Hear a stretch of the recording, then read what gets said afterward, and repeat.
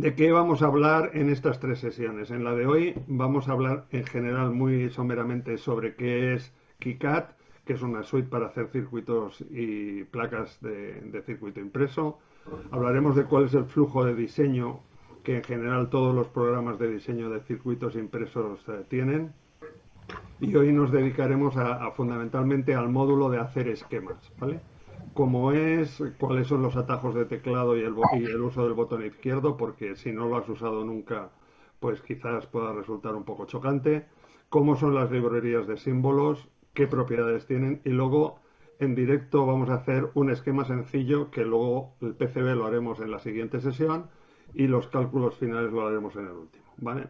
Y os explicaré también cuando tienes un esquema muy complejo con muchos componentes, etcétera, cómo hacer esquemas jerárquicos o anidados de forma que en varias hojas las puedes representar. Bueno, a ver si consigo que esto vaya en la dirección que yo quiero. Bueno, en la parte 2 haremos el día 29 también por Zoom cómo hacer PCBs, distintos tipos de PCBs que existen, materiales, etcétera, y revisaremos el módulo que se llama PCB New, también más o menos con la misma estructura, es decir, entender más o menos cómo son los distintos iconos y menús, ver cómo son las librerías de huellas y de objetos en tres dimensiones, cómo importar el netlist, que es el sistema de comunicación o el fichero de comunicación entre el esquema y el PCB, y luego cómo colocarlos, hacer el enrutado y cómo hacer la verificación, incluso generar los ficheros finales. Y luego el último día que será el 12 de noviembre, donde también os llevaré algunos ejemplos de diseños que yo he hecho. Veremos en un caso concreto, aunque para hacerlo un poco, vamos a decir, con sentido, hoy ya vamos a poner alguna parte de lo que es el esquema de bloques, por ejemplo, de lo que vamos a construir en estas charlas, ¿vale? En el último día también hablaremos de la simulación con Cux Studio, que es otro software gratuito de análisis lineal y de análisis electromagnético. Veremos cómo vamos a cambiar los valores en KiCad y por último haremos cuáles son los elementos clave en el diseño de pistas de radiofrecuencia en PCBs que tienen pues, ciertas características que hay que considerar porque son líneas de transmisión y por último veremos cómo diseñarlas, cómo ejecutar los pequeños trucos que yo, por ejemplo, utilizo. Y también os explicaré cuáles son los errores más habituales y cómo evitarlos, ¿vale? Y luego veremos los ejemplos. Bueno, pues dicho eso, si tenéis cualquier pregunta, pues nada, en el chat levantáis la mano, yo creo que lo veré. Y si no, pues simplemente pegáis una voz y yo os escucho. Bueno, KiCad es un software open source que ya tiene muchos años y está continuamente en desarrollo. Ahí tenéis la dirección donde os podéis bajar el programa. La versión de la que yo voy a hablar hoy es de la versión 5.1.10, que es la última estable y que funciona atendiendo a las preguntas de antes. Está disponible en las distribuciones para Linux, para Windows y para Mac OS. Y lo más importante, no requiere registrarse ni inscribirse y además los ficheros que generas, tanto esquemas, PCBs, etcétera, los puedes abrir con la versión de Windows o con la de Mac o la de Linux. Es decir, si lo pones en un repositorio común, como puede ser Google Drive o GitHub, por ejemplo, todo el mundo puede acceder a ellos, independientemente del sistema operativo que emplee. Por otro lado, una de las ventajas de este software, por eso me decidí por él, no solamente por las pelas, que también es por lo extenso que tiene las librerías de símbolos y las huellas. Es decir, una de las dificultades más grandes en el diseño de circuitos impresos y de esquemas es que si el software que utilizas no tiene buenas librerías, te pasas más tiempo creando las librerías que haciendo esquemas. Entonces, la ventaja de KiCad es que tiene ya, cuando lo instalas, una librería de símbolos y de huellas y de objetos 3D muy amplia, pero además te permite importar librerías de otros programas, por ejemplo de Eagle o de Altium, a través de plugins que hay gratuitos. Y por último, pues tiene capacidad de instalar plugins, etcétera, y de desarrollarlos. Todos los plugins son en Python. Yo no controlo de Python, pero hay gente que sabe muchísimo y siempre al final acaban publicando plugins que pueden ser útiles. En la tercera sesión veremos algunos que son bastante útiles, sobre todo para diseño en radiofrecuencia. Y por último hay muchos vídeos de distintas calidades, podríamos decir, pero hay mucha documentación y la mejor de todas es la que está en la página de KiCad, en el apartado de Docs, en donde tenéis las instrucciones o los manuales de cada uno de los módulos, tanto en inglés, que es la que está más actualizada, como en castellano, en catalán también creo, y en francés, bueno, en multitud de lenguas. Bueno, este es el programa. Cuando lo instalas te genera este icono sobre el escritorio y cuando lo abres, pues aquí es simplemente una captura de pantalla. Este es el menú que te sale del proyecto. Es un sistema que funciona por proyectos, es decir, cada proyecto es una carpeta dentro de Windows o de Mac o de Linux y cada uno de los iconos lanza un módulo concreto. El de la izquierda y el siguiente son los dos que están asociados para hacer esquemas y para editar símbolos para los esquemas. El tercero es para hacer los PCBs o las placas de circuito impreso y el editor de huellas o footprints, como le llaman los americanos, para establecer cómo son los componentes que vamos a poner en la placa de circuito. El tercero es el visualizador Gerber. El formato Gerber es un formato estándar industrial para trasladar la información gráfica que hemos generado con el programa a los fabricantes de PCBs. En la próxima sesión hablaremos por qué ahora es muy cómodo hacerlo y sobre todo muy económico. Y luego tiene otras tres programas, tres módulos, mejor dicho, que son utilidades. Este es si puedes escanear o sacar de un datasheet el footprint de un componente, te permite desde el bitmap generar las huellas automáticamente, con lo cual acelera mucho el proceso si tienes que hacerte un footprint. Yo no lo he usado casi nada porque la realidad es que puedes encontrar casi todo ya. ¿Vale? El 2, 4, 5, 6. El séptimo es el calculador de PCBs. Este es un calculador que veremos en la última sesión, que nos permite calcular los anchos, las distancias, hasta los planos de tierra de las pistas de PCB dedicadas a transmisiones de radiofrecuencia, o la cantidad de miliamperios o amperios que puede aguantar una pista dependiendo del grosor y su anchura, etcétera. Y por último, este es el editor de páginas. Por defecto, todos los esquemas los diseñas en A4, pero si quieres cambiarle lo que es la casilla de identificación para poner quién es el ingeniero que lo ha hecho, etcétera, etcétera, pues ese es el que te permite generar como una especie de plantillas o templates para hacer esquemas. Bueno, en esta pantalla, en esta captura, tenéis ahí los distintos tipos de extensiones que tiene dependiendo del programa o del módulo que empleas, o los ficheros, mejor dicho, que hace cada programa.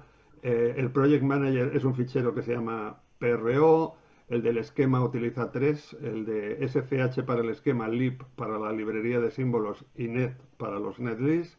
PCBnew utiliza 2, KiCad barra baja PCB para lo que es el fichero propiamente del PCB, y KiCad barra baja mod para lo que KiCad llama módulos, que son las huellas o footprints.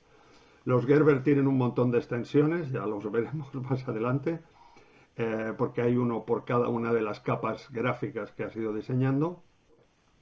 El bitmap to components pues utiliza lib, etcétera, este pues, no es demasiado, y el calculator no utiliza ninguno. Y el page layout lo que hace es modificar los ficheros KiCad barra baja WKS, que es los templates, podríamos decir, de esquema. ¿Vale? No tiene mucho secreto. Vamos a ver si esto sigue. Vale. Es muy fácil ver los proyectos, incluso copiarlos de un lado a otro, porque en esta parte de abajo tenéis la carpeta. Yo los guardo en mi Cloud Station que tengo en casa y tengo todos los diseños de KiCad juntos, pero cada uno se crea un nombre de carpeta, que en este caso es la Salle, y tiene los tres ficheros que automáticamente se crean cuando creas un nuevo proyecto, ¿vale? El de proyecto, que es este de aquí, el Pro, el esquema y el PCB. Te genera 4 ficheros, hay 3 ficheros nada más empezar. Bueno, vamos al flujo de diseño. Esto no se ve muy bien, ¿vale? El azul sería el esquema, este es el PCB y el Gerber, pero cogido y lo he ampliado un poquito para que se vea mejor, ¿vale? ¿Cuál es el proceso de generar un PCB desde el esquema. Bueno, lo primero es que tienes que tener claro qué es lo que quieres hacer en el esquema. Pero bueno, asumimos que eso ya lo tenemos claro, ¿vale? Luego veremos cómo hacerlo. Y entonces lo primero es buscar los símbolos. Si no los tienes, pues te dice vaya usted al editor de símbolos y hágaselo. Yo os digo, si no lo tienes, busquemos en internet y luego os daré yo un par de direcciones donde podéis encontrar muchísimos símbolos. Cuando has acabado de hacer el esquema, lo siguiente es anotarlo, es decir, la primera resistencia será R1, la segunda R2, etcétera, C1, C2, C3, eso es lo que se llama anotar. El tercero es realizar control de reglas. Hay una serie de reglas tanto en el esquema como en PCB para asegurarse de que no tienes ningún error en el diseño. No voy a entrar en los detalles, lo podéis buscar porque eso nos daría para otra hora más, pero me refiero, podéis buscar en la documentación las reglas básicas generales que vienen por defecto, son muy útiles. Luego veremos el por qué son útiles, ¿vale? Haremos un ejemplo. La otra, el siguiente paso después de chequear que todo está correcto es asociar a cada símbolo la huella del componente. Yo puedo poner una resistencia que sea con rabillos, ¿vale? Las típicas estas que tienen barritas de colores. O puede haber la de más grande o más pequeña, de 1/4 de vatio, que tiene una distancia de una longitud, las de medio vatio, de 1 vatio. Entonces puedo asociar a cada componente una huella específica. No significa que todas las resistencias tengan que ser iguales, ni todos los condensadores o todos los... Estoy cogiendo esos dos que son los más parecidos, porque si ya hablamos de dispositivos semiconductores, etcétera, pues bueno, hay tantas formas como posibles personas hay en el mundo casi. Después de asociar los componentes, que hay dos formas de hacerlo, una que es esta, que es utilizar CVPCB, que es una funcionalidad que tiene, que luego os enseñaré. El último paso, después de que verificado, anotado y verificado, le he asociado las huellas, es generar lo que se llama el netlist, que es nada más que un fichero que incluye los detalles de todos los componentes y las conexiones que existen entre ellos. Es decir, desde la pata derecha de la resistencia 1 se conecta con la pata izquierda del condensador 1 y a su vez con la base del transistor 1. Ese es un ejemplo, ¿vale? Una vez tienes el fichero netlist ya puedes proceder a hacer el PCB. ¿Qué es lo que haces? Lo primero que haces es abres PCB y lo que haces es importar el netlist. En el momento en que lo importas, te coge y sobre la pantalla, ¡pum!, te coloca todos los componentes. Dándole a una tecla te los deja ordenados. Si no le das a la tecla, te los amontona como el que dejara un montón de piezas de Lego encima de la mesa y ahora tienes que clasificarlas, ¿vale? Entonces es mejor que los tengas más o menos ordenaditos. Y después, pues nada, colocarlos en el PCB. Ya hablaremos la semana que viene de una cosa fundamental. Desde mi punto de vista es que si vas a hacer un PCB, no empieces por el PCB, empieza por la caja donde vas a meter el PCB. Sobre todo en radiofrecuencia, donde el blindaje es fundamental.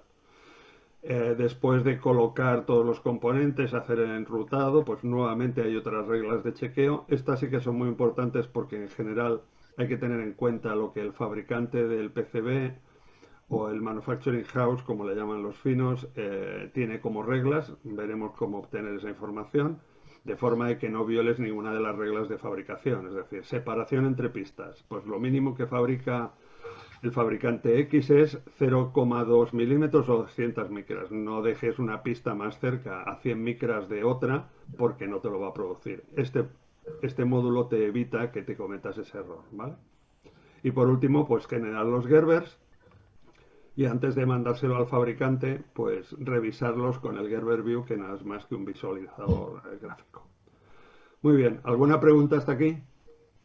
Miro hacia arriba porque me veo arriba, pero tengo la cámara enfrente. Bueno, ¿alguna pregunta? Bueno, sigamos. ¿Cómo funciona? Bien, KiCad hace un uso muy intensivo del ratón. Botón izquierdo, botón derecho. Incluso es más cómodo que utilizar el trackpad, por ejemplo, de los Mac. Lo digo porque resulta un poco a veces incómodo si te vas moviendo mucho. El botón izquierdo se usa para seleccionar, por ejemplo, un componente, un texto, un valor, etcétera, para moverlo, para estirarlo, para diversas opciones. Y el botón derecho te abre un montón de submenús. Ese submenú es interactivo, dependiendo de sobre qué posición o sobre qué parte del esquema estés marcando con el ratón, como por ejemplo aquí. En este caso yo he puesto el cursor del ratón encima del símbolo propiamente de L1 y entonces lo que me da es las opciones que tengo sobre el componente en total, desde moverlo, perdón que no lo veo muy bien, cuáles son las propiedades, cambiarle la orientación, etcétera. El uso del botón derecho es útil, pero no es lo más rápido para trabajar, ¿vale? Pero si en vez de ponerlo sobre lo que es la espiral de la inductancia, lo pongo sobre L1, que es la referencia de esa inductancia, el menú del botón derecho cambia, ¿vale? Con esto lo que quiero demostrar es que dependiendo de dónde pones el ratón, el botón derecho y los atajos de teclado van a ser distintos o pueden hacer acciones diferentes. Por eso hay que ser cuidadoso en dónde acabas colocando el ratón. Y además tiene otra característica. El objeto seleccionado KiCad en esta versión no lo señala, es decir, ni lo resalta, ni te lo pone en negrita, ni nada por el estilo. Eso es algo que ya ha habido mucha gente que lo ha solicitado y los desarrolladores lo han incluido en la versión 6, pero se han venido arriba y han cambiado incluso algunos procedimientos, con lo cual de momento nos vamos a quedar aquí, que en cuanto te acostumbras es fácil de manejar. Y luego con la rueda del ratón pues haces zoom in y zoom out. Y una cosa muy importante, a medida que tú te mueves con un componente por la pantalla, luego lo veréis, el zoom si lo haces hacia adelante o hacia atrás es interactivo, es decir, no te hace toda la hoja, sino que está alrededor del objeto que tú estás moviendo.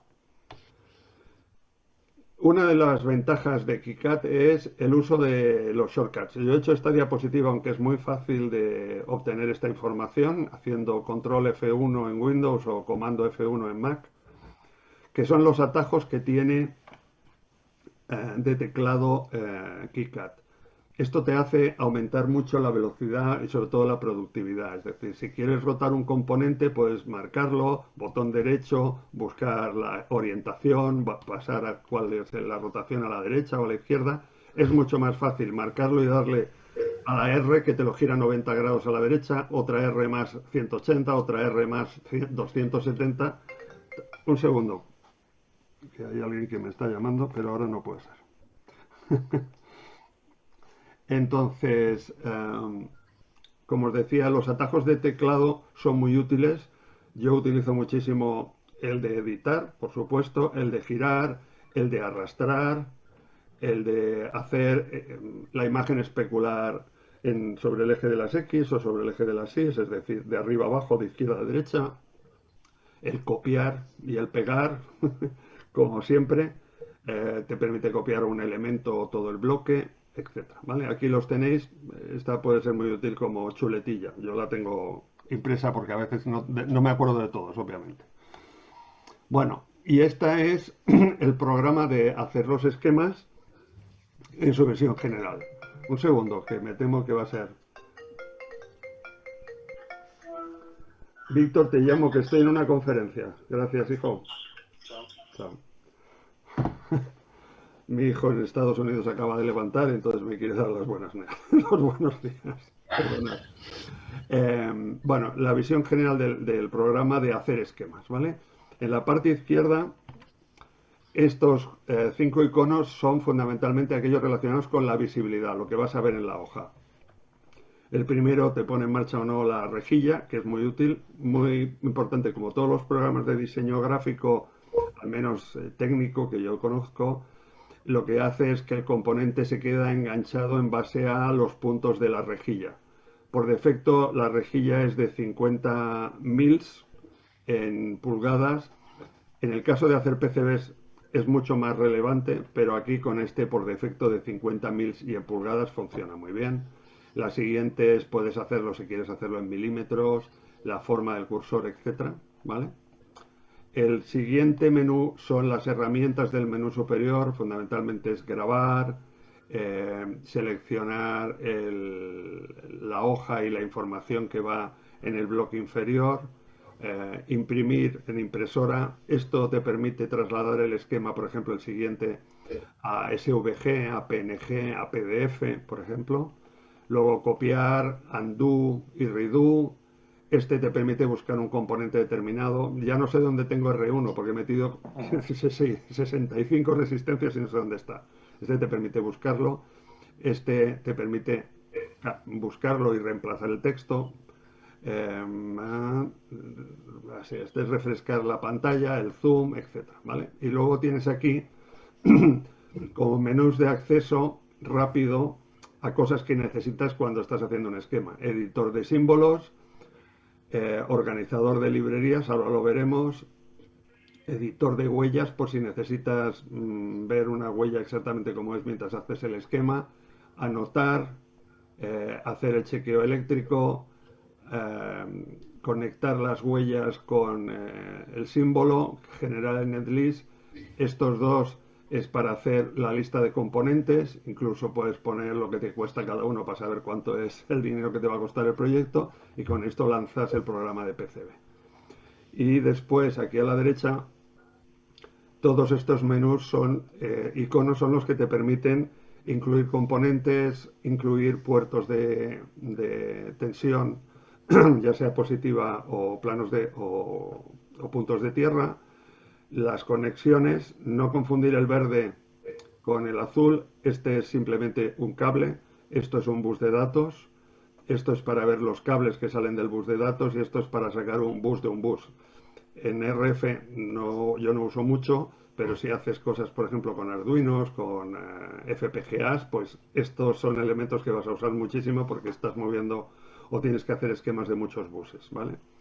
Esto permite, este es muy importante porque todos los pines de los componentes que no estén conectados hay que ponerles una cruz porque si no te va a decir esto no sé dónde va. El punto verde es para hacer las conexiones. Por defecto, cuando tú cruzas dos hilos, no los conecta. Si hay que conectarlos, hay que marcarlo ahí. Etiquetas y luego ya después al final veremos cómo utilizar las etiquetas generales y las jerárquicas, ¿vale? Y esto es para dibujar pues cuadritos, etcétera, para resaltar información, texto, incluso puedes añadirle imágenes en el esquema por si quieres poner, pues, no sé, la foto del componente que estás usando, ¿vale? Una cosa muy importante es que este menú de la derecha es de alguna manera como un interruptor. Cuando lo marcas, luego lo veremos, eh, se queda activo y hasta que no pulsas Escape o dos veces botón derecho, vas a seguir poniendo cables o añadiendo componentes, por ejemplo. ¿Vale? Bueno, librerías de símbolos. Voy rápido. Tiene, como os he dicho, unas librerías muy extensas, tanto de símbolos, huellas y modelos 3D. Los paths son importantes por defecto cuando lo instalas, él ya tiene el path o el camino hacia donde están las carpetas de librerías y las carpetas de librerías tanto de símbolos como de huellas, pero lo puedes modificar. Yo en mi caso, no he puesto el ejemplo, pero yo tengo puestas las librerías y los símbolos en una unidad remota en red, con lo cual si uso un nuevo símbolo y lo coloco allí, todos los ordenadores, es decir, tanto el desktop como el portátil, cuando me conecto, como se alimentan de ahí, los tengo disponibles, ¿vale? Y luego, como os decía, librerías de símbolos. Si necesitas buscar un símbolo que no encuentras, el primer sitio que os recomiendo que busquéis es en Snap EDA, porque tienen muchísimos. Es decir, buscas el componente, no sé, GVA-63 Plus, que es un MMIC de minicircuits.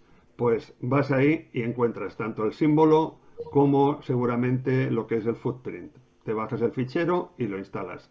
Es un poco largo de explicar, con lo cual no lo he incluido aquí, pero si alguien tiene interés, fundamentalmente en las instrucciones que hay del programa explica cuál es el proceso, que es muy sencillo.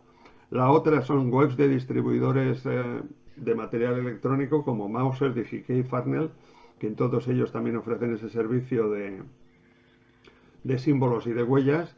Y por último, si no lo encuentras en ningún sitio, pues bueno, pues te lo creas tú, ¿vale? Es decir, el editor de símbolos no es nada complicado. Pero bueno, no voy a entrar en ese detalle, si alguien tuviera interés, pues se lo puedo contar aparte. Bien. ¿Qué propiedades? Esta es como se ve una librería de símbolos, es decir, los símbolos están organizados por librerías y dentro de cada librería tengo un mogollón de símbolos. Yo lo que he hecho es crearme aquí una carpeta mía donde voy añadiendo las cosas que yo voy necesitando, que tengo que bajar. Por ejemplo, usaremos bastante el TASAO 63x3, porque este es un símbolo de un filtro de onda superficial, de los cuales siempre mantiene la misma forma y tiene los mismos pines de entrada y de salida, con lo cual puedes utilizarlo de forma bastante genérica. Como os decía, se pueden crear con el editor de símbolos o se pueden modificar y salvarlo como uno nuevo con el editor de símbolos. Es decir, no hay que inventar la rueda cada vez, puedes reaplicar lo que has hecho o lo que tienes. También GitHub y proyectos de otros pueden ser una fuente muy buena de símbolos si no los encontráis. Bueno, un símbolo, por ejemplo, esta resistencia, tiene asociadas muchas propiedades. Las dos más relevantes son la referencia, que es para distinguirla de otra referencia, de otra resistencia en el esquema, y que son numéricas, R1, 2, 3, etc. El valor en ohmios, por ejemplo, 50, 100, 1K2, etc. La tercera muy relevante es el footprint, es decir, R1 de 100 ohmios es un footprint de una resistencia de montaje superficial 0,603 de tamaño, ¿vale?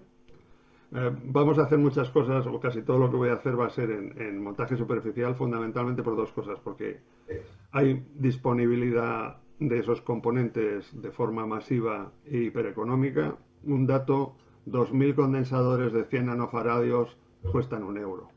Entonces no hay muy fáciles de encontrar y además de una marca conocida de fabricante, ¿vale? Incluso te permite añadir enlaces a los datasheets del fabricante por si quieres documentar muy bien el esquema. Se pueden añadir más propiedades, yo que sé, precio, lo que se os ocurra, ¿vale? Te dicen qué librería está y por defecto en qué orientación. Si está por defecto, quieres que salga invertido, incluso la orientación, ¿vale? Bueno, ¿cómo hago yo los esquemas? Y este es el resumen de los trucos de Alex, ¿vale? Lo primero que hago es, si voy a utilizar, en el diseño luego lo veremos, pero por ejemplo voy a utilizar resistencias, condensadores, inductores y un componente, un semiconductor que es un MMIC, es decir, un dispositivo integrado de microondas para amplificar. Pues yo lo que hago es poner uno de cada y después copiar y pegar, porque es más rápido copiar y pegar que ir a la librería a buscarlo y tal, ¿vale?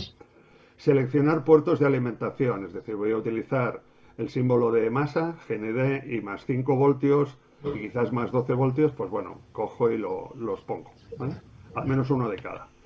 Utilizo la rejilla por defecto y luego lo que hago es colocar los componentes en el lienzo o en la hoja del esquema y lo que hago es un uso intensivo de C, X, etcétera, ¿vale? Ahora lo veréis. Después hago las conexiones, ya sea con líneas o con buses, en este caso vamos a usar solo líneas de conexión, cables. Coloco las uniones donde se han cruzado pero tiene que haber una unión, ¿vale? No os olvidéis nunca de colocar el símbolo de no conectado, que es importante porque si no te va a dar error. Etiquetar las líneas, si el esquema es muy complejo es bueno anotarlo. Esto es como en programación, si no documentas lo que haces luego no te acuerdas, o otros no lo pueden emplear. Y utilizar etiquetas en lugar de líneas, si quieres, para evitar que sea eso una auténtica tela de araña que sea luego muy difícil de seguir, ¿vale? Y por último, editar los valores de los componentes, ¿vale? Hoy no los vamos a editar porque los dejaremos casi para el último día. Va a ser un proceso de hoy, la siguiente y luego del último volveremos aquí, ¿vale? Y luego si quieres pues añadir textos, líneas gráficas, o sea, documentar el diseño que has hecho. ¿Qué esquema vamos a hacer? Bueno, lo voy a hacer. Esto es el esquema de bloques de dos amplificadores de bajo ruido para recepción, que solo tengo un dispositivo receptor, que es una radio definida por software, que tiene un rango de entrada que va desde 50 megas hasta 6 gigas. En este caso es un Adam Pluto o el archiconocido RTL SDR, que va desde 25 hasta 1700 más o menos. Pero solo quiero llevar un coaxial y esto lo quiero poner cerca de la antena para que tenga el menor ruido posible. ¿Qué es lo que estoy dibujando aquí? Las dos antenas, la frecuencia 2 es mayor que la frecuencia 1 y bastante diferente. esto del orden de, imaginaros que vamos a recibir satélites meteorológicos en la banda de 137 MHz y aquí quiero recibir las balizas que lanzan desde el aeropuerto de Barcelona que transmiten en 403, por ejemplo, como una aplicación no de radioaficionados, sino de utilidades. Dos filtros pasa altos pueden ser así, pueden ser simplemente al final lo que necesitamos es adaptar la impedancia de la antena al amplificador y aquí 3/4 de lo mismo. Dos filtros pasabanda para no tener que mover hacia el receptor frecuencias fuera del rango o de la banda que queremos escuchar y lo mismo aquí. Y luego aquí vamos a hacer un duplexer o un diplexer, que a veces hay... Lo he mirado en la Wikipedia y las dos cosas están igual en castellano, ¿vale?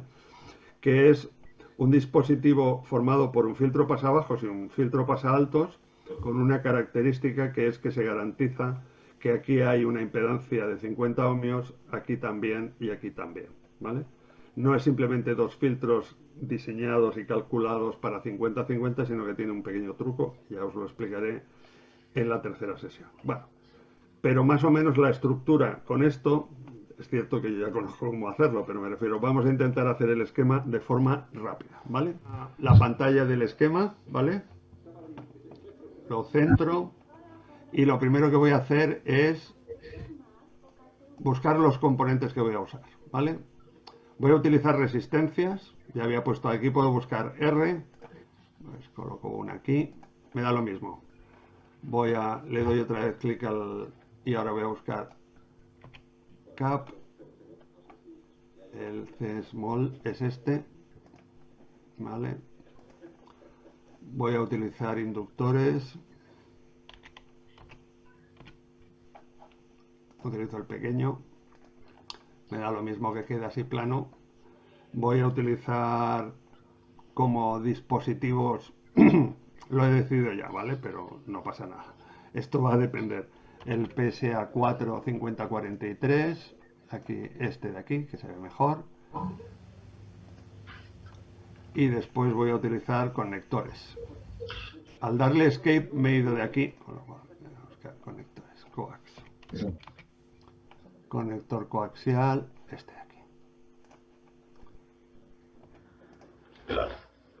¿Qué más voy a usar? Pues planos de tierra comunes, GND. Yo utilizo este de aquí. Y voy a utilizar pues más 5 voltios. Porque todo va alimentado a 5 voltios. Pero bueno, por eso antes de hacer el esquema hay que saber qué es lo que quieres hacer. Yo cuento con la ventaja de que ya lo tengo en la cabeza, ¿vale? Bueno, pues nada, cogemos el primer conector, perdón. Vale. C. A ver, perdón que lo marco. C. Veis que lo he copiado. Imagen que me queda con las conexiones hacia la izquierda y lo quiero poner hacia la derecha, pues le doy Y, que no se ve ahí, y ya lo he colocado, ¿vale? Siguiente. Para el filtro pasabajos voy a necesitar una inductancia, rotar, así, para que quede así más o menos, condensador. Está rotando porque le estoy dando a la R. Si le doy a la C, pues lo coloco aquí. Y otro más. Simplemente aquí. C. Bueno, he sido yo muy ambicioso diciendo lo voy a hacer en 10 minutos, pero bueno. Un amplificador aquí. Este sería el filtro pasa altos. Este es el amplificador. Rotar. Este es condensador de acoplo con la siguiente etapa. Y dos condensadores de estos para el desacoplo de la línea de positivo.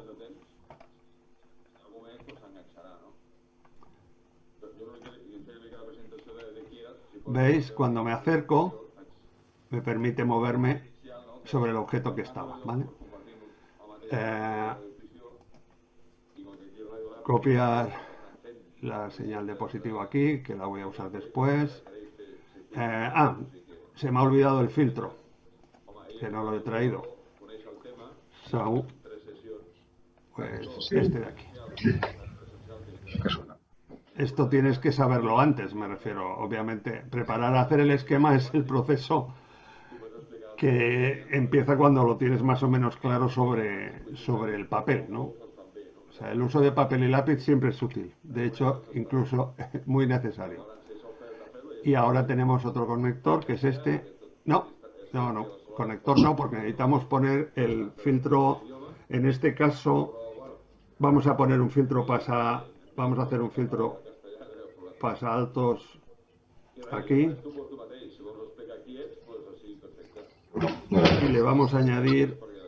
Està molt fort. Es la tecla Vamos C. a hacer una cosa que es. Vamos a hacerlo doble. O sea, en vez de 3 polos, de 5 polos. Es decir, que tiene 5 componentes. ¿Vale? Y ahora, lo he copiado mal, lo he arrastrado. Control C, Control V, ahora aquí. Vale. Voy a acabar de hacerlo. Voy a copiar las masas primero. C. Espérate, aquí. Aquí. Perdón. Si utilizáis Control C es más fácil porque luego con Control V en vez de hacer solo Control C. Y ahora puedo poner varias Control Vs. Control V. Cope. Perdonar. Por querer ir deprisa. Control C. Control V. Aquí. Control V. Aquí. Control V y luego lo ponemos aquí. ¿Qué más? Sí, aquí. Control V. Aquí. Control V. Aquí. Vale. Voy a acabar de hacer este canal, que es el de la frecuencia más alta, y luego lo que vamos a hacer es copiarlo todo entero a la frecuencia más baja, ¿vale? Desde aquí, aquí, aquí.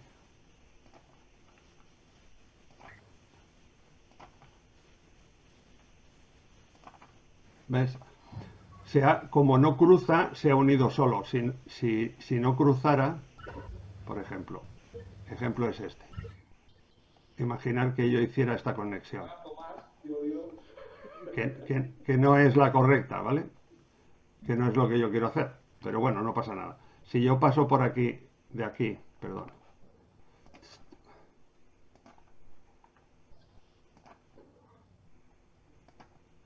¿Veis? Al cruzar no se conecta, ¿vale? Por defecto, si acaba en una línea sí que se conecta, ¿vale? La marco y le doy suprimir y ya. Voy a hacer G, como ejemplo, G, y la dejo conectada aquí. Y le voy a decir G y le llevo aquí. Vuelvo a poner cable. Bueno, esto te puede pasar si estás de lejos. G y lo estiras. Sí, sí. Una pregunta, perdón. Sí, dime. ¿Por Lo qué, sigo haciendo, ¿eh? Dime. ¿por qué el amplificador no tiene alimentación? Sí que la tiene. Ahora te la explico. Los amplificadores tipo MMIC tienen la alimentación por la salida, a través de un choque de radiofrecuencia. No. La alimentación entra por aquí. Vale. Es un circuito integrado en realidad, no es un dispositivo como un transistor FET o MOSFET En realidad dentro lleva varios dispositivos. La ventaja de los MMICs en general es que, primero, hay múltiples modelos a precios muy asequibles debido a la tecnología de telefonía, ¿no? Los hay de muy bajo ruido. Este es uno de mini circuits. Fijaros aquí que me he quedado corto. G. Me lo habría dicho después, ¿vale? Bueno, perdón. Este me lo puedo ahorrar. No vamos a poner dos esquemas. Vale. Y estos se alimentan normalmente por la patilla de salida, ¿vale? Si fuera un FET, pues tendríamos que haber puesto la red de alimentación de la puerta más alimentación de la del source drain gate, bueno, no sé, de la otra alimentación de la salida, etcétera. La ventaja de los MMX es que es muy fácil de diseñar con ellos porque la circuitería adicional es mínima, ¿vale? Entonces, por eso los uso y dos, porque hay muchísimos modelos. Si buscáis en minicircuits amplificadores, vais a ver que hay cientos de modelos fabricados por esta compañía con distintos, vamos a decir, contraprestaciones, rangos de frecuencia, etcétera, ¿vale?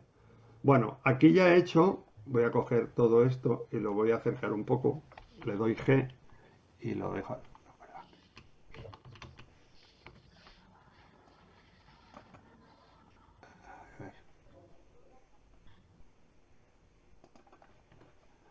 Esto me está complicando la vida, pues lo quito, que es más fácil.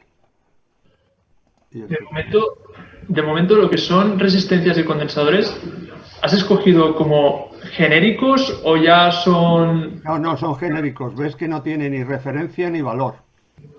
Vale. Todos son C y todos son C interrogante. C interrogante es la referencia y C es el valor. Pero de hecho hoy no le vamos a poner valor. Porque en realidad el primer proceso que hay que hacer es hacer el diseño y la simulación, ¿vale? Que eso lo vamos a hacer en el último día, ¿vale? Pero como empezamos, porque inicialmente era hablar de KiCad, pues bueno, vamos a asumir que esta es la parte del amplificador 1, ¿vale? Y ahora cojo y ya no lo vuelvo a repetir. Pero es que le he dado al que no debo. Hoy tengo yo... Control C, Control V, ya está. No pasa nada. Vale, y ahora aquí lo que tengo que hacer es, bueno, esto ya no me va a valer para nada, porque ya tengo todos los componentes que necesitaba, lo quito y vamos a ordenar esto un poquito para que quede bonito, ¿vale? Y ahora aquí vamos a hacer un filtro, pero pasabajos, en donde C, el inductor va en serie. Primero, empezamos de primero. Los condensadores van en paralelo. Perdón.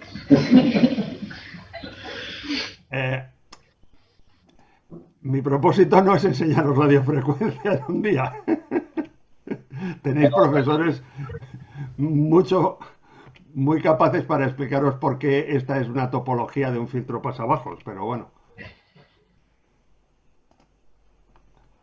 Vale, ahora solo me queda ya conectar esto. Estamos acabando ya, ¿eh? Le queda la parte dura, ya está. Aquí el único componente que sí que está decidido en cuanto a valor es ni tan siquiera el filtro, porque pueden ser varios, es el componente activo, que es el PSA 45043, ¿vale? Estos dos, si recordáis en el esquema de bloques, estaban unidos porque van a ser la salida.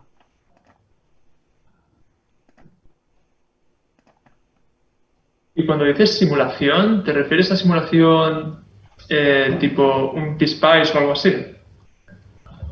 Sí, la de Spice te permite ver simulaciones en el dominio de la tensión y del tiempo, etcétera, pero de lo que vamos a hablar el tercer día es de la simulación lineal utilizando los parámetros de dispersión o parámetros S.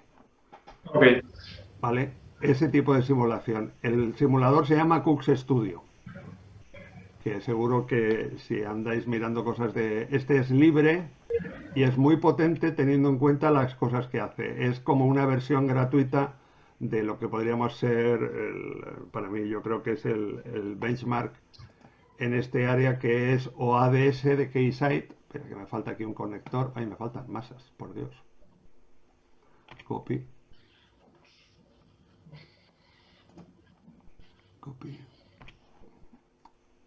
Que es ADS de Keysight o Serenade, o bueno, hay muchos, vamos a decir, fabricantes o desarrolladores de software.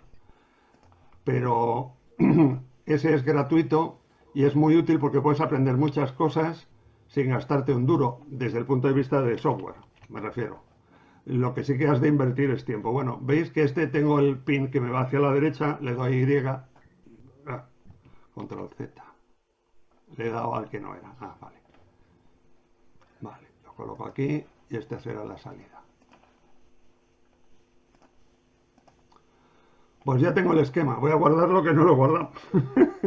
Muy bien. Adaptación de impedancias. Luego, si necesitamos cambiar este condensador por una inductancia, me da lo mismo si utilizo SMDs porque son del mismo tamaño, ¿vale? Los dos filtros, los dos amplificadores, etc. Siguiente función, muy rápido. Anotar. Utilizar todo el esquema, mantener, reiniciar anotación y luego puedes decidir si vas de izquierda a derecha o de arriba a abajo. Contra gustos, colores. Anotar. Clear, anoté. Cerrar. ¿Veis? Ahora ya C1, C2, todos tienen valor C, ¿vale? No tiene ningún valor todavía. Podríamos aquí editar los valores. Normalmente, cuando miras la hoja de especificaciones de estos dispositivos, te dice que tienes que alimentarlos con una inductancia. Vamos a suponer, estoy encima, ¿eh? ¿Veis? Estoy aquí encima de la palabra inductor. Le doy a Edit y me dice inductor small. Le voy a decir 56 nanohenrios. Ok. Y ya me da el valor, ¿vale? Y este suele ser, te dice, el fabricante en el datasheet te dice, este tiene que ser el más cercano al dispositivo, un condensador de baja capacidad, para que te asegures que las frecuencias más altas las mandas a tierra, y este puede ser uno de desacoplo para bajas frecuencias, por ejemplo, de 100 nanofaradios. De 100 nanofaradios, estos hay que comprarlos de 1000 en 1000 porque se usan muchísimo. Los de 2,2 se usan bastante menos, ¿vale? Y esto podríamos hacerlo aquí también, ¿vale? Así iríamos añadiendo el valor de los componentes. Pero como el valor de los componentes lo tenemos que determinar cuando hagamos la simulación, de momento, para hacer el esquema, aquí ya estaríamos, ¿vale? ¿Qué es lo que hay que hacer? Lo siguiente es asociar las huellas, ¿vale? Un segundo que no se me... que el ordenador esté a veces... Vale. Se abre este programa y te dice, todos estos son los componentes que tienes, todos estos tienen un valor C, estos son unos filtros, estos son inductores. Y ahora es cuando has de decidir qué tamaño quieres emplear, ¿vale? Perdonad, se me ha olvidado una cosa ahora que veo esto. Y es que se me ha olvidado colocar aquí una resistencia, que por eso las había traído. ¿Por qué quiero poner una resistencia? Puede ser de 0 ohmios, pero si quiero controlar de alguna manera la ganancia del MMIC, una resistencia es muy útil, porque controlas el consumo que va a tener, ¿vale? Y así de paso hacemos la práctica de quito esto, conecto esto.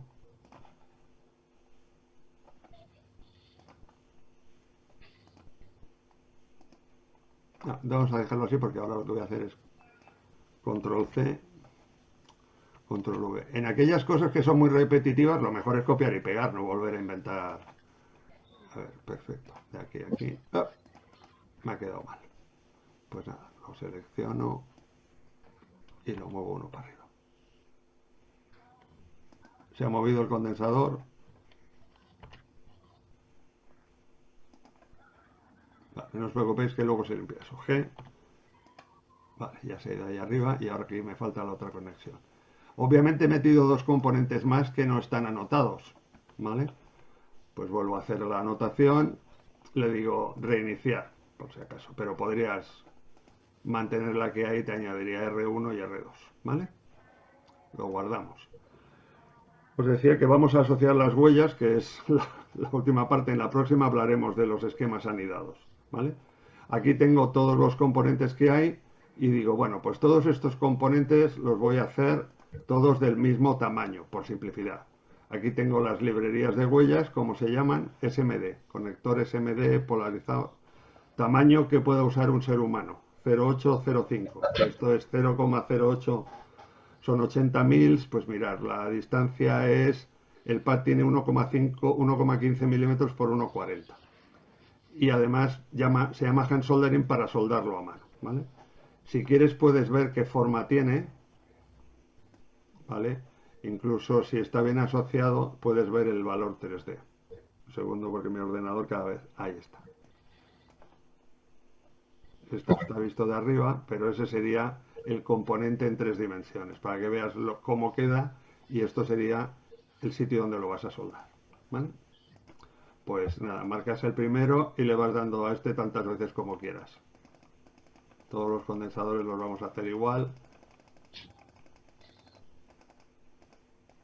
Vale, esto es un filtro que los tengo yo por aquí. No, los tengo en mi librería. Porque estos los encontré, los tuve que buscar y no sé dónde están ahora. Bueno, este es parecido, si no me falla la memoria. Y luego los conectores, pues coaxiales, conectores. Todo esto es en general, menos la que pone A4BFK Modules, la mayoría son la librería que viene por defecto, ¿eh? Os lo digo. Entonces tienes aquí SMAs, que es muy habitual, que son estos doraditos que se utilizan como en los wifis, etcétera. Pues el SENTEP, este que se utiliza para poner en el borde de la placa. La inductancia de 56 nanohenrios, este no lo he editado, pero bueno, va a ser igual.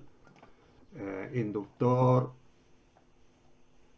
SMD, vamos a ponerla también de 0805 para que la pueda soldar con la mano y no tenga que usar otras técnicas.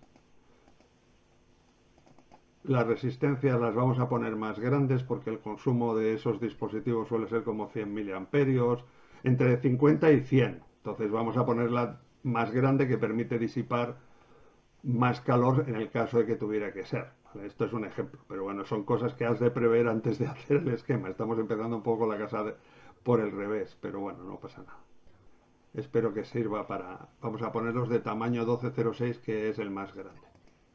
Bueno, ahí todavía más grande, ¿vale? Y estos son, ya los tenían asociados esa huella. Perfecto, pues ahora le digo aplicar y guardar, aceptar.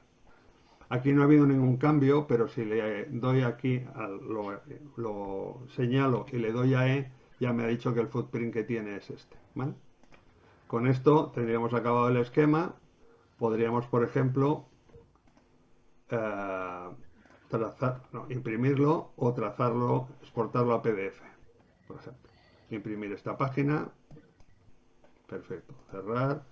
Y si soy capaz de abrir aquí abajo, no sé si lo estáis viendo. Tengo muchas cosas. Las hay. Pues aquí sería. Este sería el esquema en PDF. Espera. Que acabamos de hacer. ¿Vale? Luego lo podríamos documentar, ponerle más información. Nos falta poner aquí, por ejemplo, una cosa muy útil.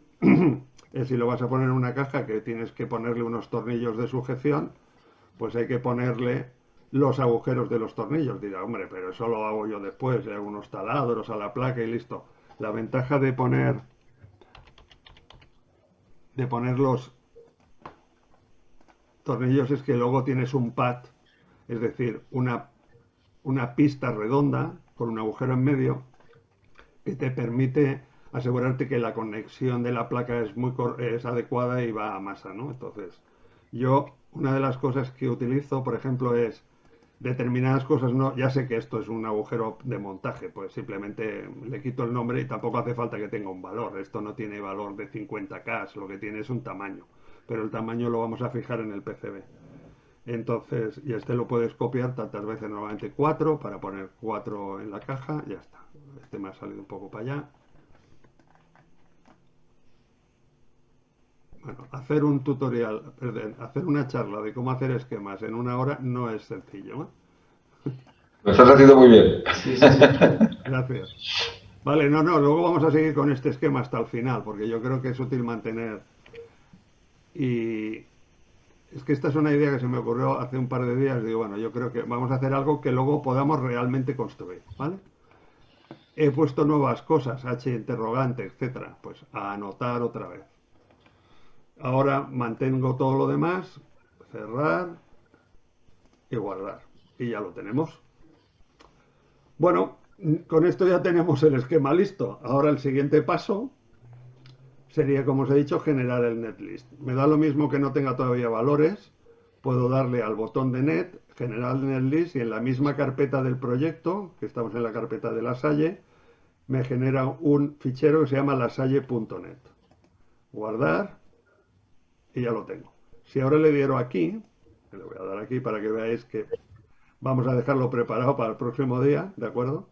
Esta es la pantalla de cómo hacer PCBs. No sé si se ve muy bien aquí. Esto es en rojo sobre fondo negro. Podéis cambiar los colores si queréis. O sea, esto es una cuestión de gustos. Y yo le digo traer, perdón, los netlist y le digo en qué fichero. Este. Actualizar. No se ha definido. Vale, perfecto. No he definido porque en los agujeros, si os acordáis, no le he añadido el footprint, con lo cual no me van a aparecer aquí. Cerrar. Bueno, pues aquí tengo todos los componentes para hacer el PCB.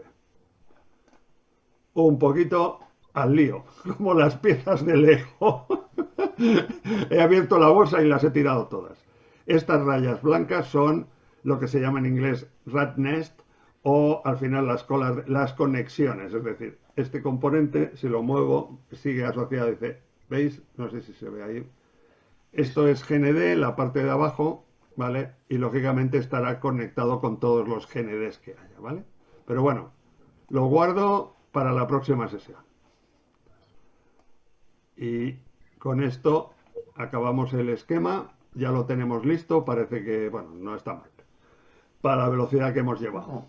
En el próximo haremos el PCB menos las líneas de RF. ¿Qué líneas de RF son? Esta, que es donde va a llevar radiofrecuencia, esta otra y esta otra. Es decir, vamos a hacer el PCB con estas líneas dándoles un ancho estándar y luego en la última sesión haremos la simulación y veremos qué ancho ha de tener y qué tipo de estructura debemos hacer para asegurar que los 50 ohmios, que es el estándar más o menos de impedancia, en televisión se utiliza 75, en radiofrecuencia, en comunicaciones 50 ohms. Vamos a asegurarnos de que esto se mantenga a lo largo de todas las líneas por donde ha de pasar señal de radiofrecuencia en 50 ohmios. ¿Vale? Bueno, pues con esto me he pasado 5 minutos. Luego os paso la presentación en RIC para que la tengáis de esta primera parte. Pero una forma de hacer que es muy útil se llaman esquemas anidados. Es decir, cuando tienes este esquema que he hecho es muy sencillo. Pero, por ejemplo, podríamos hacer que las dos partes que están a la derecha, los dos filtros, ¿vale? Esta parte de aquí del diplexer, ¿vale? Que es el filtro pasa bajos y el filtro pasa altos, los metamos dentro de otra hoja y no se vean en la hoja principal, sino que se vea simplemente un cajón que tiene dos entradas y una salida. Esto te permite generar otro esquema, simplifica la visibilidad del esquema general, pero tienes el detalle después entrando en el subesquema, ¿vale? Esto de los esquemas anidados es muy útil, sobre todo si haces esquemas complejos, porque te permite tener un esquema en general de bloques, etc. Para la próxima charla lo habré convertido en un anidado, ¿vale? Y luego, por ejemplo, es muy fácil porque has de etiquetar en la hoja que tú estás dejando sin poner el detalle. Cuando entras dentro es un nuevo esquema, generas todo tu esquema y la forma de comunicarse con la hoja matriz o la hoja madre es a través de las etiquetas jerárquicas que se utilizan con estos iconos. Entonces aquí tenéis la explicación muy sencilla. Preguntas, seguro que tenéis, y aquí tenéis los enlaces de el libro Librería de Símbolos, el programa con el que hago los diagramas de flujo y esquemas de bloques, que es gratuito también y además es online, KiCad, y luego de los muchos, yo os recomiendo este de Contextual Electronics porque son bastante detallados, son bastantes tutoriales, están en inglés, pero el tipo que los hace controla muy bien porque es uno de los que trabaja en el equipo de diseño, con lo cual, para saber de algo, lo mejor ir a la fuente. Y nada, muchas gracias. ¿Preguntas? Bueno, una pregunta por aquí. He visto, si no he visto mal, que has usado conectores coaxiales SMD, si no lo he visto mal. SMA. SMA. El Ah, estándar SMA SMD, es... me refiero. Espera, que voy a dejar de compartir, que así os puedo enseñar alguna cosita. Ah, a ver. No sé si estoy compartiendo, entiendo que sí. Bueno, pero te vemos grande también en la tele, ¿eh? Ah, O sea, vale, bueno. A ver si soy capaz. Los conectores SMA son similares a... Es que no se ve muy bien porque tengo el fondo. Bueno, un segundillo. Un segundo. Yo tengo uno aquí. sí, pero es que la pregunta no era que Vale, no era yo, ¿no? Vale, espera un segundo. Espera, que la pregunta no era esta todavía. ¿Cuál es la pregunta? O sea, la pregunta era que, si no me equivoco, he visto que has usado conectores de montaje superficial. Sí. Vale. Y entonces mi pregunta, como para aprender, era ¿por qué usar conectores de montaje superficial en vez de through-hole? Sí. No sé, a nivel de ventajas mecánicas, por ejemplo, que puede que el SMT sea más débil. Y si a estas frecuencias que tú decías de 400 megas, bueno, has dicho hasta incluso 6 gigas, ¿no? Sí. Hasta 6 gigas, si afectaría mucho que yo usara un conector through-hole. Vamos a ver. A 6 gigas un conector through-hole, por ejemplo, si me dejáis 30 segundos, os voy a enseñar unos cuantos de distinto tipo. Un segundo. Aquí lo guapo sería ver la estantería y los libros, y fantástico. Cuando hablemos la semana próxima de los PCBs, como os he dicho antes, lo primero es empezar por la caja y de alguna manera empezar por las especificaciones de lo que quieres hacer. Es decir, no sé si se va a ver, pero si no se ve, voy a quitar el fondo porque el fondo no ayuda. Vale, un segundito que a ver si voy aquí a... No os asustéis porque está ordenado, ¿eh? Ok, Hombre, si lo comparas con el Radiolab, está muy ordenado. vale. Bueno, vamos a ver. Este es un conector SMA hembra, ¿vale? De montaje sobre caja con taladros, ¿vale? Yo, yo he puesto, puede ser este o pueden ser de estos, por ejemplo, que estos son de lateral de PCB, ¿vale? Que permite poner la placa. ¿Qué ventaja tienen estos? Es que van soldados sobre la placa. La desventaja es que te has de asegurar que en la mecanización tienes en cuenta que esto ya va soldado, con lo cual no lo puedes meter por arriba, tiene que ser algo que entre por los lados. La calidad de los conectores es directa, mejor dicho, el precio de los conectores es directamente proporcional a las frecuencias de utilización. Es decir, si tú quieres un conector para hasta, vamos a decir, 3-4 gigas, pues estos de AliExpress te pueden valer. Si lo quieres hasta 18 gigas, pues ya valen 11 euros y estos no valen. Funcionará, pero tendrá una relación de ondas estacionarias bastante más altas. Pero hasta 2-3 gigas con estos funciona porque las pérdidas no son despreciables, ¿vale?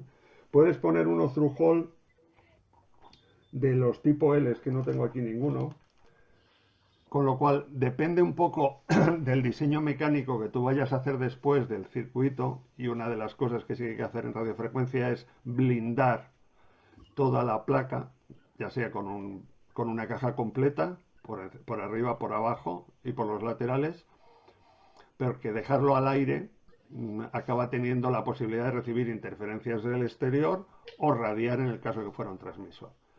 Va a depender un poco del diseño. Yo utilizo mucho los conectores de montaje superficial porque en las cajas en que yo mecanizo el conector va adherido a la caja, es decir, imaginaros un segundo esto, a ver si soy capaz de hacerlo aquí rápidamente. Si no, para la próxima sesión ya tendré aquí a mano. Imaginar, este papel es la caja, la pared de la caja. Esto me permite poner el condensado, el conector de este lado y simplemente va soldado aquí, con lo cual en este otro lado lo único que tengo que soldar es el pin central y por supuesto el plano de tierra. Va por, dependiendo de las necesidades del diseño. Si tienes que hacer, por ejemplo, como funcionan los amplificadores de telefonía, tienes que manejar mucha potencia, estos conectores no son adecuados, al menos los malos o los baratos. Necesitas utilizar conectores de mayor precisión, o mejor dicho, de menores pérdidas, porque si no el riesgo es que se acabe calentando el conector, ¿no? Si estás transmitiendo 100 vatios, por ejemplo, que es lo que transmiten en telefonía móvil a una antena de las torres, ¿no? Entonces, depende un poco la decisión de cuál es el circuito. Para hacer cosas en recepción, con muy poca potencia, etcétera, los de montaje superficial funcionan muy bien. Los de ángulo también, que ahora no tengo aquí ninguno. Así, mira, aquí tengo estos serían through hole, pero verticales. No sé si se llega a apreciar. ¿Vale? Estos tienen, esta es otra huella que son 4 taladros y otro central, 5 en total, en donde en el centro está el vivo, la pista de RF y los otros 4 son tierra. Depende un poco del diseño que quieras hacer. Como no hemos puesto las especificaciones antes y estamos haciendo el esquema directo, lo que evidencia es que antes de ponerte a hacer un proyecto, lo primero que tienes que hacer son las especificaciones, ¿vale? Es decir, ¿qué es lo que quiero lograr con este dispositivo? Entonces, esto era más una introducción a KiCad que no a una forma de manejar proyectos. O sea, pero bueno, es igual. Yo espero que os esté sirviendo un poquito. Más. Yo te agradezco mucho que nos insistas en las sesiones posteriores en estos detalles. Porque nosotros siempre nos falla esto, ¿no? Hacemos el diseño, pero no pensamos en la caja, no pensamos en el conectorizado final. Vamos mucho a diseñar, ¿no?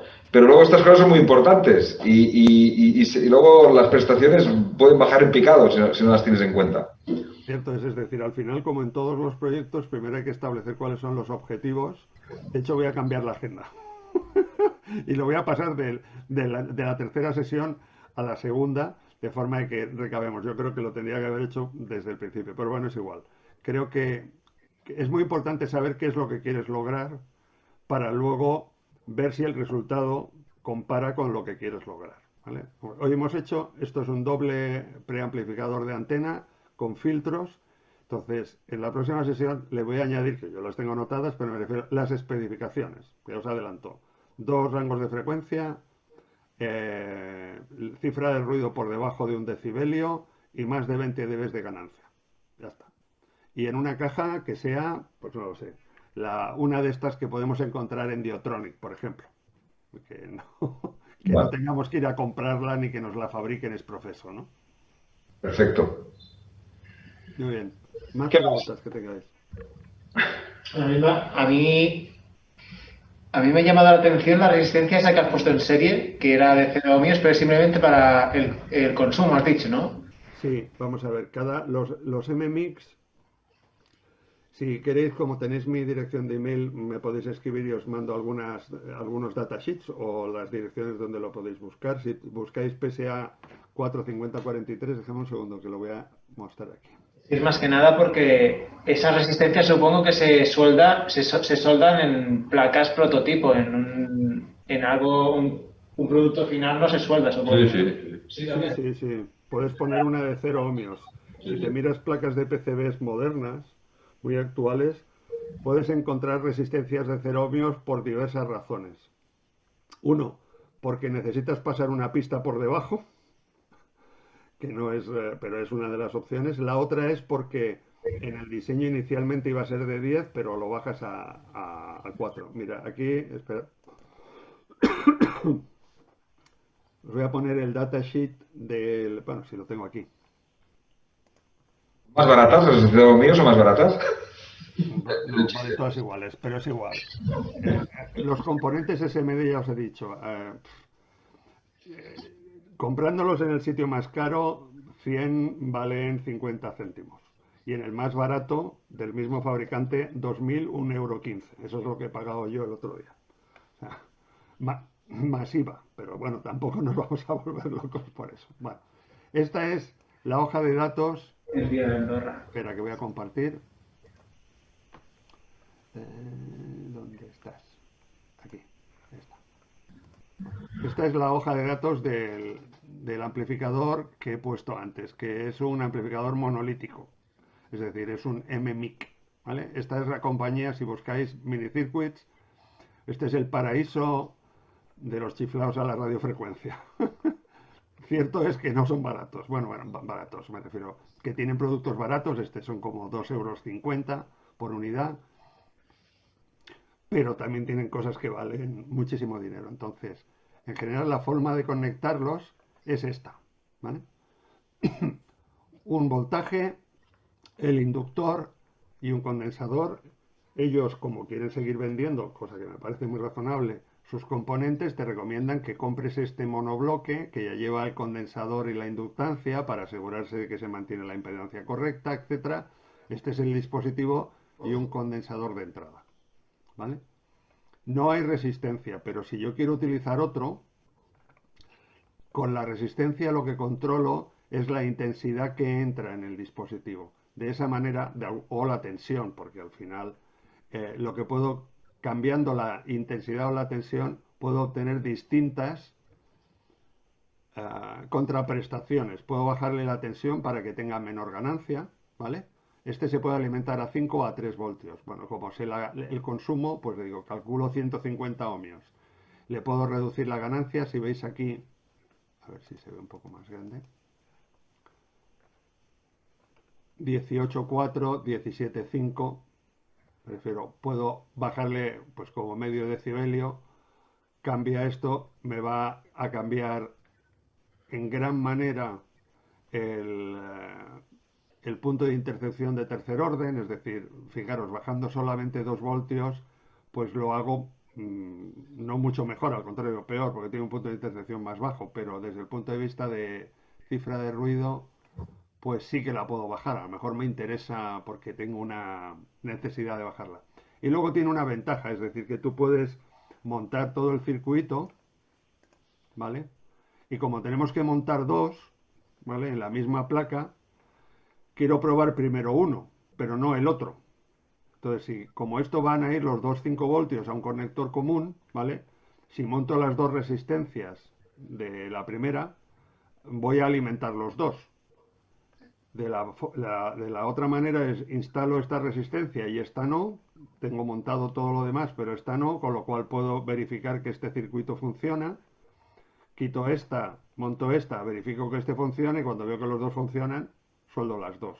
Estamos en un proyecto con otros amigos y tal. Entonces, el no haber instalado estas resistencias, aunque sean de 0 ohmios, te complica la vida, porque al final acabas viendo el resultado del conjunto, pero no de cada una de las partes, ¿vale? Es como diríamos, vamos a decir, una práctica de proteger. Es cierto que si vas a hacer algo industrial y no la necesitas, pues alguien que vaya a hacer 1000 unidades de esto, pues se ahorra 1000 resistencias, que al final es 1 euro, pues bueno, pues 1 euro más a la cuenta de resultados o 1 euro menos en el precio final. Más. No. Bueno, yo solo, bueno, y Enric también, ¿no? Solo agradecerte esto, esta sesión. La verdad es que te has explicado muy bien, te has ceñido el tiempo, que o sea, es fantástico, y yo la verdad es que se ha entendido muy bien. No sé, los alumnos de primero, yo sufría por ellos, no sé cómo lo han visto, ¿os ha gustado? Lo podéis criticar aquí abiertamente. Sí, sí, perfectamente. De lo poco que hemos entendido, sí, pero interesante, muy interesante. Yo igual, ¿eh? Sí. Bueno, es normal, ¿eh? Es normal. De hecho, yo os agradezco mucho que hayáis tenido la audacia de venir, ¿no? Està muy bien. Enric, vols dir alguna cosa? No, només dir que no fa falta que entengueu el circuit, simplement que entengueu com es fan les coses, perquè després més endavant sí que això us quedarà. No com funciona el circuit, ni els components, però sí com es posen, com es fa... És agafar la idea, no agafar... Muy bien, Alex. Pues nada, de momento tenemos ya la primera sesión. Nos vemos virtualmente en 3 semanas. Venga, nos vemos en 3 semanas. Reviso la agenda para asegurarnos de que seguimos un orden racional. Muy bien. Gracias a vosotros. A ti, a ti. Una buena tarde. Adeu.